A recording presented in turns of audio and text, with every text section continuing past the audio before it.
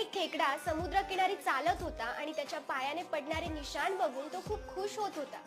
पुन्हा पुन्हा वळून तो त्याच्या पायांच्या त्या ठस्यांकडे बघत होता आणि अचानक समुद्रातून एक मोठी लाट आली आणि त्याच्या त्या पायांच्या ठशांना मिटवून निघून गेली. ते बघून त्या खेकड्याला खूपच दुःख झालं. तो समुद्राला दोष द्यायला लागला की मी माझं संपूर्ण आयुष्य तुझ्यासोबत घालवलं आणि तू माझ्यासोबत असं केलंस. तुझ्याने माझा छोटासा आनंद सुद्धा बघितला गेला नाही. तू माझे सगळे पायाचे ठसे मिटवून टाकलेस, ज्यांना बघून मी इतका खुश होत होतो.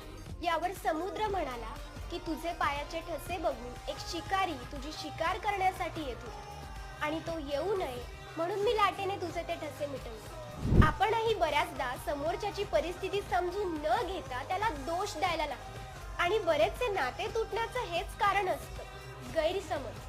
म्हणून जर कुणी तुमच्याशी तुम्हाला हवं तसं वागत नसेल तर त्याला दोष देण्याआधी तो असं का वागतोय त्या